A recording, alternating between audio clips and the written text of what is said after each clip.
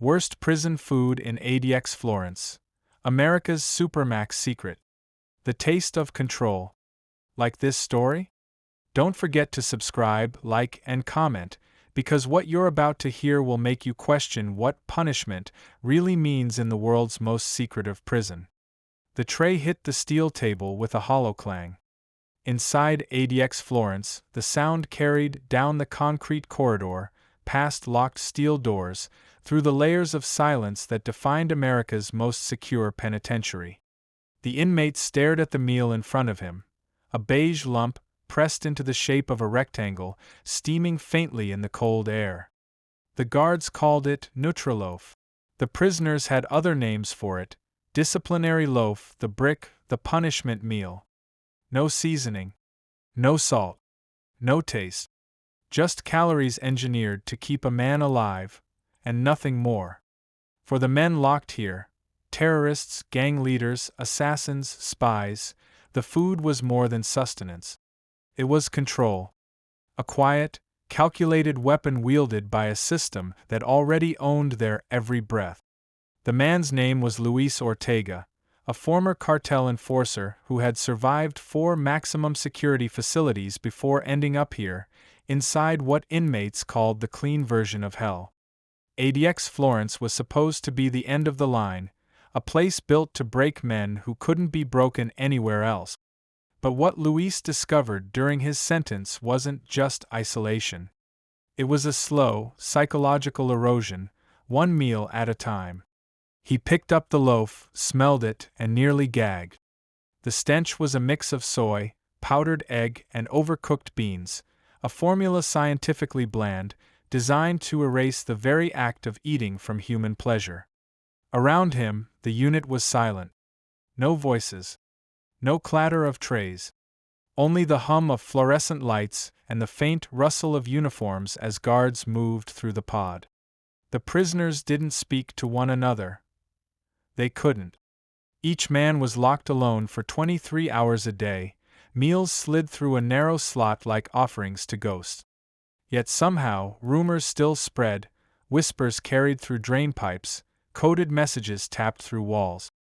And lately, the whispers all said the same thing: something's wrong with the food. Luis noticed it first after the second week. The headaches, the cramps, the blurred vision. Men were collapsing in their cells, vomiting into plastic trays, banging on the door for medical help that came too late or not at all. One man, a convicted domestic terrorist, was found unconscious, his body cold to the touch. His official cause of death: cardiac arrest. But others said he'd been fed the loaf for 2 weeks straight, denied water, and left to rot. Inside ADX, Truth was another prisoner, locked behind redacted reports and bureaucratic silence. What few people outside knew was that the food at ADX wasn't made inside the facility. It came from a private contractor, a company that boasted about efficiency and cost-effectiveness. In other words, feeding hundreds of dangerous inmates for less than $2 a day.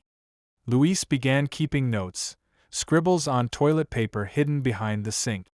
Dates, symptoms, tray colors, smells. He'd seen what bad food could do in other prisons, but here it felt orchestrated. One day, a tray arrived with something new, a faint chemical smell like cleaning fluid. Luis pushed it away, but the man in the next cell, known only as Fenton, ate his whole portion. Hours later, Fenton's screams tore through the silence. Guards stormed the cell. Then, nothing. The next day, Fenton was gone. His name was erased from the roster. The cell was scrubbed clean. Luis asked another inmate through the vent, "Where'd they take him?" The reply came back faint, a whisper: "They buried him in paperwork." Outside the prison walls, no one knew. Inside, it became a warning: eat or be eaten by the system. Weeks passed. Luis's notes grew longer. He marked the trays by date, recorded which meals made men sick, and which shipments came from which supplier. One evening, a guard lingered too long at his door, staring. The next morning, the notes were gone. When Luis confronted the guard through the slot, the man smiled. You don't need to be writing things, Ortega. You just need to eat. That night, his next tray arrived late. It looked the same brown-gray slab, the same hollow calories. But this time, when he bit into it, he knew instantly it wasn't the same formula. His tongue went numb. His throat burned. He spat it out and kicked the tray away. His heart pounded, vision blurring. He stumbled toward the sink, splashing his face with water, gasping for breath. Through the fog, he heard a voice, not from his cell, but from the vent. A whisper. They're testing something. Don't eat it. Luis froze. Who is this? The voice hesitated. Someone who used to work in the kitchen. Don't say my name. They mix things in. Vitamins, they say. But it's not vitamins. It's tranquilizer. Then the voice was gone. That night, Luis didn't sleep. He sat awake, sweating, feeling the slow hum of the fluorescent lights vibrating in his skull. In the distance, he could hear a faint, rhythmic sound, the sound of metal trays hitting the floor one by one, as other inmates refused their meals.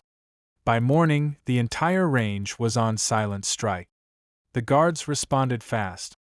They came in riot gear, stormed each cell one by one, confiscating trays, shackling men who resisted. Luis could hear the echo of boots, the hiss of pepper spray, the crackle of stun guns. Hours later, when the chaos died down, a guard slipped a new tray through the slot. This time, there was no loaf, just a thick paste sealed in a plastic pouch labeled Nutritional Control Substance, Prototype B. Luis stared at it, realizing the truth. The rumors weren't exaggerations. He and the others weren't just being punished, they were being studied. He tore open the pouch and sniffed. The same chemical tang. He poured it into the toilet and flushed. That's when he noticed something else, scratched faintly into the metal beneath the slot. A message carved by another inmate before him. The food is the experiment. Luis backed away, his pulse hammering. And somewhere beyond the thick walls of ADX Florence, someone else, a journalist, maybe, or a former guard, was about to find the same thing. The food wasn't just designed to control behavior. It was designed to break the mind. The leaked trays. The package arrived without a return address, just a battered manila envelope, edges soaked from the Colorado snow. It sat on the desk of Claire Donovan, an investigative journalist who had long since learned that the most dangerous stories came without names. She slid it open with her penknife, expecting another batch of anonymous tips about corrupt sheriffs or small-town scandals. What slid out instead made her stop cold. Photographed. Dozens of them. Meal trays from inside ADX Florence, each one worse than the last. Some showed the infamous Loaf, baked into shape like a weapon. Others captured gray stew, congealed and crusted at the edges. One picture made her stomach twist, a small handwritten note sitting beside a tray of paste sealed in plastic. It read, "The food is the experiment." Claire looked closer. In the corner of several images, faint details appeared, scratched initials on metal trays, numbers written in grease pencil, a tag labeled Prototype B. Whoever sent these wasn't just documenting bad food. They were documenting something that looked deliberate. 2 hours later, she was driving toward the mountains, her recorder on the passenger seat. ADX Florence rose out of the landscape like a fortress buried in stone, chain-link fences, guard towers, the Rockies looming like silent witnesses. From this distance, it was beautiful. Up close, it was suffocating. Claire had tried for months to get permission to tour the prison for another story, denied every time. Today, she didn't need permission. She wasn't going inside. She just needed one interview, someone who knew the kitchen. At a diner 20 miles down the road, she met a man who introduced himself as Dean. He was in his 50s, his uniform jacket still bearing faint outlines where a patch had been ripped off. His hands trembled as he stirred his coffee. "I shouldn't be talking," he muttered. "You don't know what they do to people who talk." Claire slid one of the photos across the table. "You worked in the kitchen, didn't you?" He froze. His eyes darted to the picture, then to the window. "You have no idea what's going on in there," Dean said. "They call it food control. It's not just punishment, it's behavioral management. They change the formulas depending on who's acting up. Too aggressive? They increase the soy blend. Too many complaints? They pull vitamins and cut calories." "Who decides that?" Claire asked. He hesitated. "It's not just the warden. There's a contractor out of Denver. Nutrient Systems. They supply all the base ingredients: soy compounds, synthetic proteins, vitamin additives. We were told it was to meet nutritional standards. But half the time, the labels said for industrial use only." Claire's pen hovered above her notebook. "Industrial use?" Dean nodded. "Same stuff used in animal feed. Cheaper. Easier to store. They mix it into the loaf. No one outside asks questions because they assume inmates are lying." He leaned closer. "But some guards started getting sick too. The smell, the particles in the air when we cooked it, headaches, dizziness, nosebleeds. 2 guys ended up in the hospital. They shut it down for cleaning, but when it reopened, everything looked the same. Only difference was the boxes. New logo, new name. Same product. Do you have proof?" Claire asked. Dean hesitated again, then reached into his coat pocket and pulled out a folded piece of paper. It was an old invoice, yellowed and creased. At the bottom, beneath a column of blacked-out numbers, was the logo of Nutrient Systems, and a signature block labeled Federal Bureau of Prisons Oversight Division. "You didn't get this from me," he said, pushing it toward her. Before Claire could respond, the diner door opened. A man in a heavy coat walked in, ordered coffee, and sat 2 booths away, facing the door. His eyes never left them. Dean's voice dropped to a whisper. "They're already watching. I need to go." He stood up, leaving his half-drunk coffee and the invoice behind. Claire tried to follow, but the man by the door stood too, stepping between them as Dean slipped out the side exit. When she turned back to her table, the invoice was gone. That night, Claire sat in her motel room, staring at the photos again. She replayed the scene in her head: the stranger, the missing paper, the fear in Dean's voice. She opened her laptop and began digging into Nutrient Systems. The company didn't exist publicly. No website. No registered business. No employees on record. But through an archived government procurement page, she found something buried in an old defense contract. Nutrient Systems, Division of Helios Defense Technologies. Defense. The connection sent a chill down her spine. Why would a defense contractor be supplying food to a domestic prison? Her inbox pinged. A new email. No sender. No subject line. Just one sentence: "You're looking in the wrong kitchen." Attached was a single image, a high-resolution photo of a shipment truck parked outside ADX Florence, its company logo blurred out. But near the rear bumper, faintly visible in the reflection of the snow, was a face. Dean's face. And the date stamp on the photo was from earlier that same evening. The silence died. The photo froze Claire Donovan in place. Dean's face, caught in the truck's reflection, time-stamped just hours ago, stared back like a ghost. She tried calling the number he'd scribbled on her napkin. No answer. Another try. Straight to voicemail. The next morning, she drove to his address, a trailer on the outskirts of Cannon City. The door hung open. Inside, the air smelled of bleach and diesel. The television still hummed, frozen on a local news loop. On the counter sat a half-eaten loaf of white bread and an unopened envelope stamped with the seal of the Federal Bureau of Prisons. Dean was gone. Claire snapped photos of everything: the bread, the envelope, the faint shoe prints leading back toward the dirt road.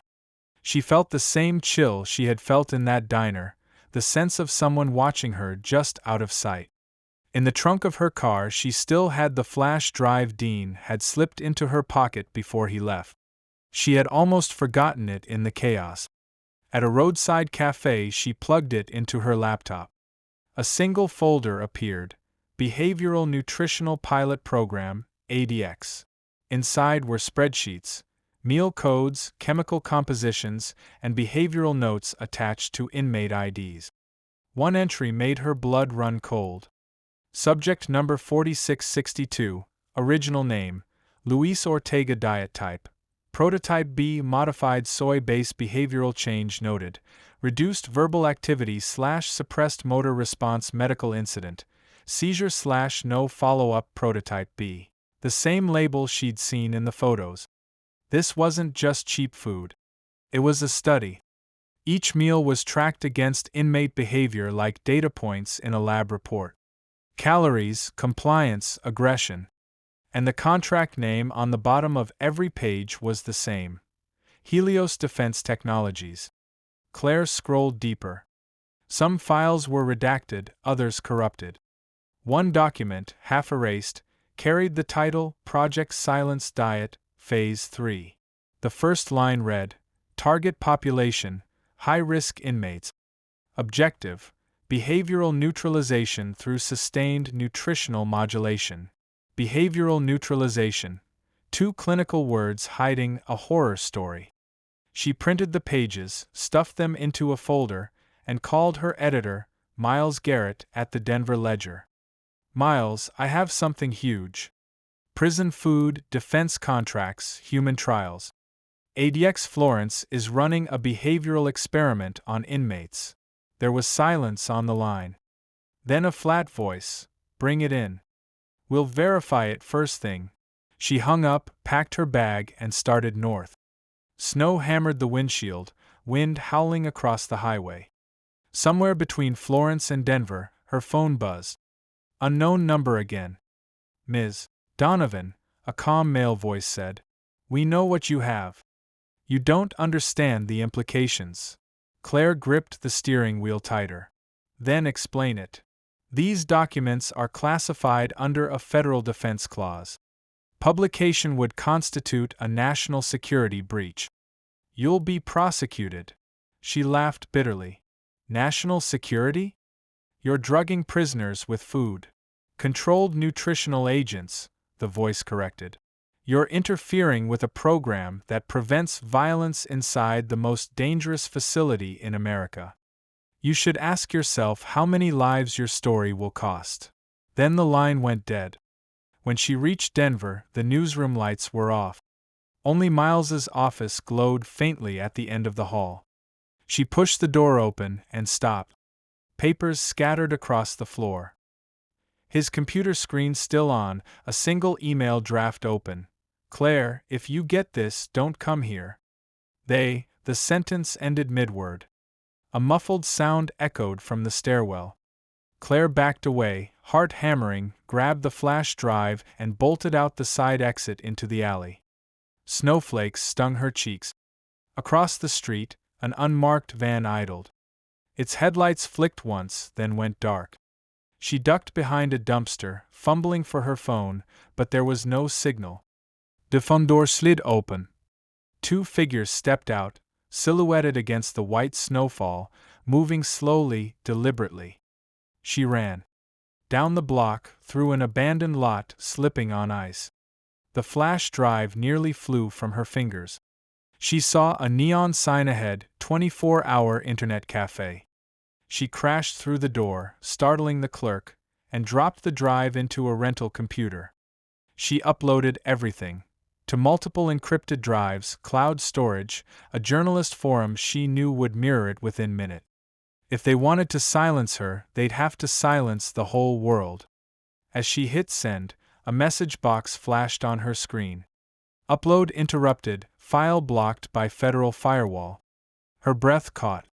They were already inside the network. Then another line appeared, typed in real time beneath it. Stop now, Claire. Dean is dead. You're next.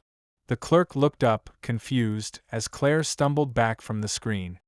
Outside, the van was gone, but she knew they weren't far.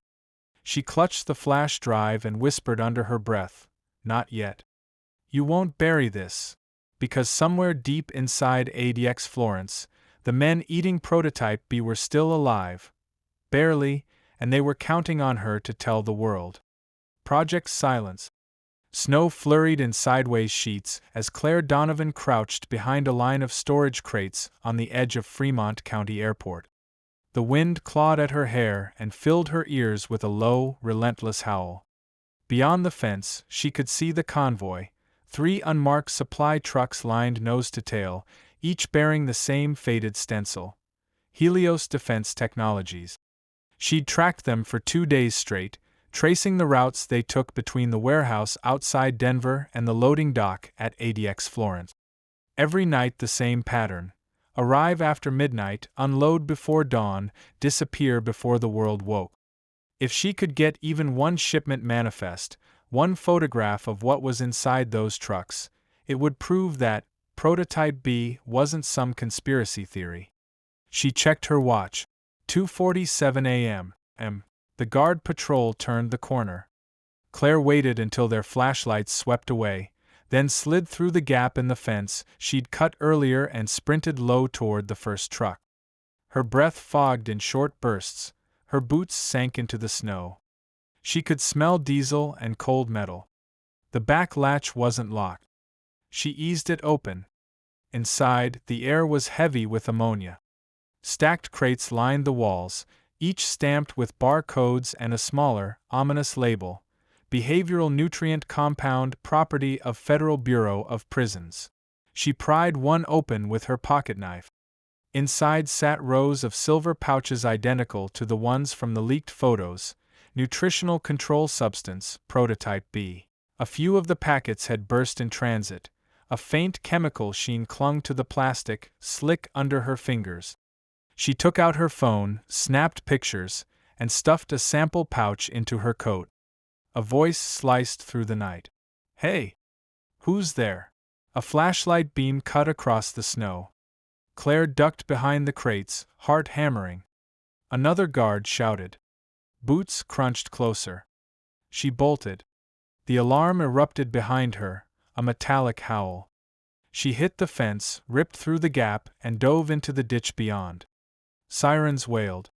For 20 breathless seconds she lay still, half buried in snow, until the trucks rumbled to life and pulled away toward the highway.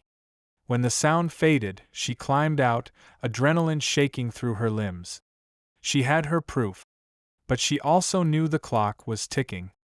Back in Denver, she met with Dr. Reza Mickelson, a former food chemistry consultant turned whistleblower who'd once contracted for Helios. He looked at the pouch through the sterile glass of his lab hood, his face pale. "This isn't food," he said flatly. "It's a suppressive blend. High soy isolate, synthetic tryptophan analogs, and microdoses of sedative.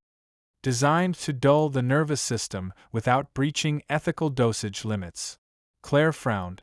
"Why would they feed that to inmates?" He sighed. "Because it works. It lowers aggression, reduces incident reports. They've been testing variants since 2012. Officially, it's about safety. Unofficially," he met her eyes, "it's behavioral pacification. They're trying to engineer obedience." He turned his monitor to show internal memos he'd kept, pages of research logs labeled Project Silence Diet. At the bottom of one form was the signature of a Bureau of Prisons deputy director, the same name that had appeared on Dean's invoice. "They moved production here after the Pentagon cut funding," Reza said. "Cheaper labor. No oversight. They claimed it was humane control." Claire's throat tightened. "And Helios?" "Helios supplies the compounds. The Bureau provides the bodies." Before she could respond, a deafening crash shook the lab. The lights blinked out. Smoke filled the room. Through the haze she saw 2 masked men in tactical gear. One grabbed the pouch from the table, the other shoved Reza to the floor. Claire lunged for the door, coughing through the chemical mist. She burst into the alley and ran, the sample still zipped in her jacket pocket, the only remaining evidence. Behind her, flames climbed the lab windows. Someone screamed. Then nothing. She didn't stop running until she reached her car. Her phone buzzed, a new message, no sender. We told you to stop. This ends tonight. She threw the phone onto the seat and drove. Miles of highway blurred beneath her tires. Every shadow looked like headlights, every oncoming truck like another Helios convoy. By dawn she was back near Florence, parked on a ridge overlooking the prison. In the rising light the complex looked almost serene, geometric blocks of concrete glowing pale against the snow. But she knew what those walls held. Men drugged into silence, minds softened by science disguised as supper. She took out the pouch, held it up to the light. The liquid inside shimmered faintly blue. The label peeled as her breath warmed it, revealing a smaller code printed underneath. PSD4 Human Phase 4. Phase 4. There were earlier phases. There would be more. Her recorder was still rolling. She spoke into it, voice steady despite the tremor in her hands. My name is Claire Donovan. This is evidence from inside ADX Florence. Project Silence Diet is real. If you're hearing this, they've already found me. A rumble echoed from below, engines starting inside the prison compound. The gates opened. A black SUV began climbing the access road toward her ridge. Claire pocketed the recorder, started her car, and whispered, "You won't bury this one." She pressed the accelerator and sped toward the highway, snow spraying behind her like smoke. The last broadcast. The sky above the Rockies glowed a bruised gray as Claire Donovan tore down Highway 50, windshield streaked with snow and fear. The black SUV in her rearview mirror stayed close, too close.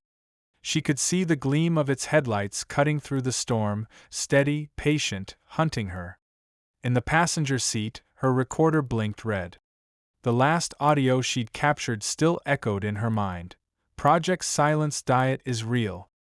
If you're hearing this, they've already found me. She pressed harder on the accelerator. The car fishtailed, tires screaming on the frozen asphalt. Somewhere behind her, another engine joined the chase. They were closing in. She reached for her phone, tethered to a small portable router. The signal was weak, but she didn't need much. Just enough to upload the last file, the one Helios had tried to burn out of existence. Reyes' research logs, the shipment photos, and her own testimony. The connection flickered. "Come on," she whispered. "Just send." A gunshot cracked the rear window. Glass exploded across the back seat. She swerved, heart pounding, adrenaline flooding her veins. Then, a green checkmark on her phone's screen. Upload complete. For a moment, she almost laughed. The story was out. Even if she didn't make it, someone would see it. Someone would know. She turned off the highway, cutting into the woods, headlights off. The SUV barreled past, tires spitting gravel. When its lights vanished, she pulled to a stop beneath the cover of pines. Steam rose from the hood. Her breath came in ragged bursts. She was alive. For now. Inside her jacket, the pouch of prototype B still glimmered faintly. She looked at it in the dim light. The label, half-burned, read, PSD4 Human Phase 4. Behavioral Neutralization Compound. She thought of Luis Ortega, the inmate whose file she'd found on Dean's flash drive. Subject 4662. Reduced motor function. Seizures.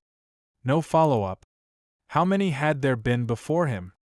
Her phone buzzed, a notification from an encrypted server. Someone had opened her upload. Dozens of journalists were sharing it already. Screenshots appeared on social media. The story was spreading. Then came the second message. You can't stop something that never needed to hide. The words chilled her to the bone. She stared at the screen, heart sinking. Helios wasn't trying to conceal the program anymore. They'd already moved on. The contracts, the formulas, rebranded, reassigned, integrated under new names. Project Silence hadn't been buried. It had evolved. The next day, the world erupted. Headlines blared. Supermax food scandal. Defense contractor linked to behavioral experimentation. Cable news ran grainy photos of ADX Florence, its walls gleaming like a tomb. Officials denied everything. The Bureau of Prisons issued a statement calling the documents fabricated. Helios Defense went silent. But the evidence kept circulating. The formulas were real. The contracts were real. And the names of every inmate tested under Project Silence were real, too. Within a week, protests erupted outside federal prisons in 3 states. Advocates demanded investigations. Congress promised hearings. Behind the scenes, the files Claire uploaded were quietly seized under the Espionage Act, but not before thousands of copies were mirrored across the web. The truth couldn't be erased anymore. Still, there was no sign of Claire. Her car was found abandoned near the Royal Gorge, doors open, keys still in the ignition. Search teams combed the canyon for days but found nothing. No footprints, no blood, just the endless rush of the Arkansas River below. 2 weeks later, an anonymous package arrived at the Denver Ledger. Inside was a small black recorder. When they pressed play, her voice came through the static. If this is heard, it means the system did what it always does, consume the truth. But what they don't understand is that silence doesn't last forever. Someone always listens. Someone always speaks. A pause. They called it the silence diet. But they forgot that silence can starve, too. The recording ended. The final seconds captured a sound, the echo of boots, the metallic click of a door, and a woman's breath whispering against the microphone before the tape cut out. Months later, buried inside a congressional oversight report, one short paragraph appeared near the end. All Helios food supply contracts have been suspended pending investigation. The Bureau of Prisons declines to comment on ongoing research partnership. No mention of Claire. No mention of the inmate. But somewhere, in a forgotten archive, the full file sat unredacted, her story intact. And for every person who watched the documentary, every viewer who felt that slow dread of truth sinking in, one thought remained. If this is what they feed the most dangerous men in America, what else might they be willing to feed the rest of us?